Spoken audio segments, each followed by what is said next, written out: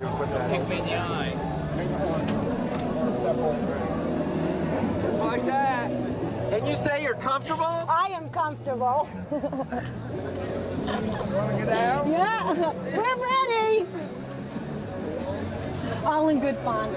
Okay, mount up, guys. Go, Bob, go, man! Go, Bob! Both teams ready? so tight, baby.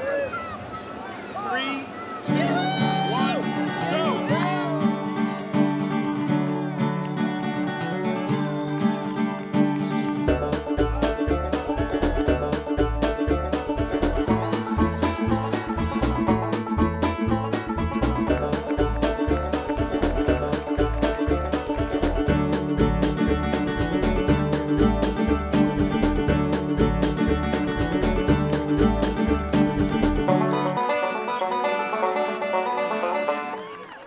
She ain't heavy, she's my wife. That's what Andy Johnson had printed on his shirt for the first annual North American Wife Carrying Championship, the feature event of Mollyyocket Days, held in Bethel, Maine each summer. What was your first reaction when you heard about the wife carrying contest? I laughed hard and he said forget about it. He said if I was smaller like my friend Kim, he might think about it.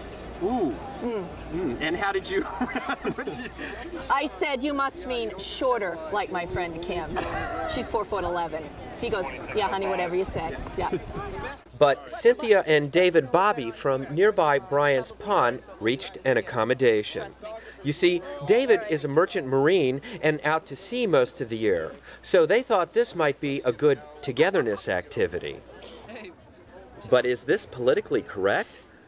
Virginia Robinson from South Paris, Maine, had her doubts at first. My first reaction to this, I had seen it in the paper a few months back, and I thought it sounded rather sexist. And I can't quite tell you why, but I was struck as angry by it, and then I thought it was more fun than that. So we just decided to come yesterday. Okay, so you got over it. I got over it. Yeah. They did say men were the stronger sex, so I guess it would be better if, as I'm bigger, I can't see her carrying me too far. We throw them a bone once in a while and it makes them feel good. The idea of a wife-carrying contest comes from Sankijärvi, Finland. It is based on Finnish history and the story of a colorful bandit called Ronkainen the Robber.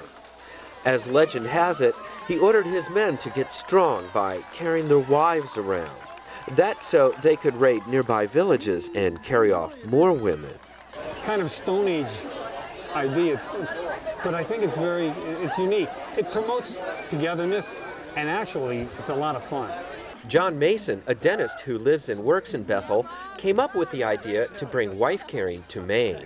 It was probably 4 or 5 years ago. I saw an article in the paper about the Finnish World Championship wife carrying contest, and a friend here and I happened to be going out for a run that day on our snowshoes, and we were out here and got talking about it and laughing about it so hard we had to stop.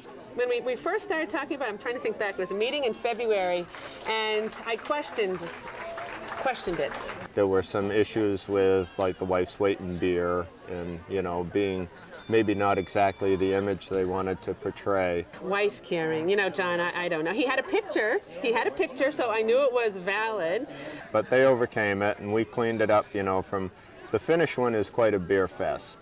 And so we went to the website, and he brought in website pages for me to read, and, you know, I started researching it, and it sounded like something that could be, you know, really fun.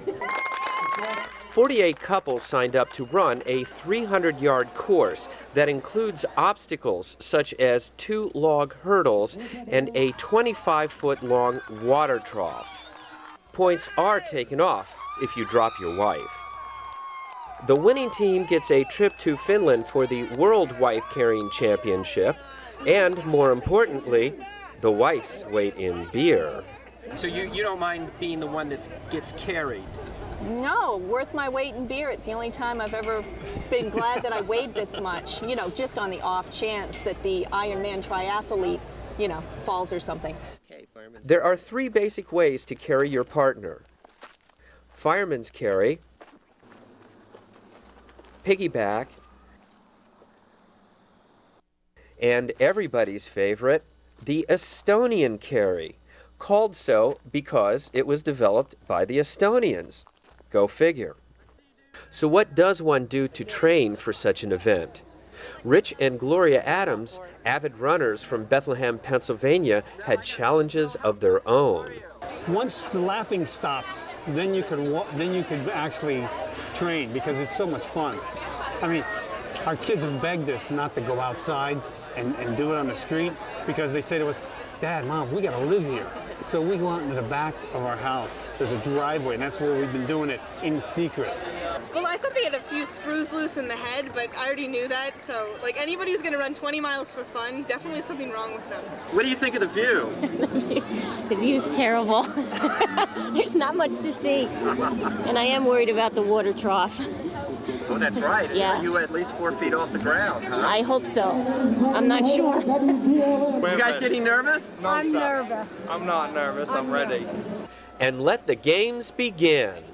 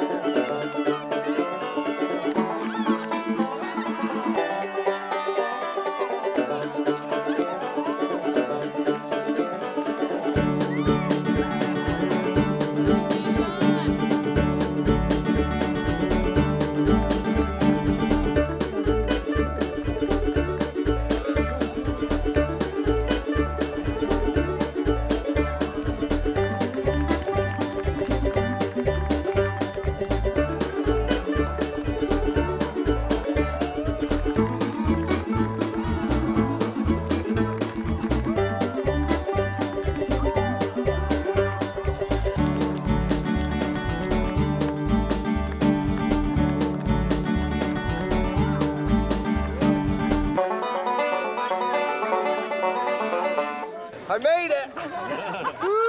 What a rush. It was fun. It really was. He did all the work. Look at the poor guy. I'm glad to be done. It was fun. It was great. In the end, Gail Guy and John Suter won the big prize with a time of 1 minute 16 seconds. And as promised, they received for their efforts a trip to Finland and Gail's weight in beer.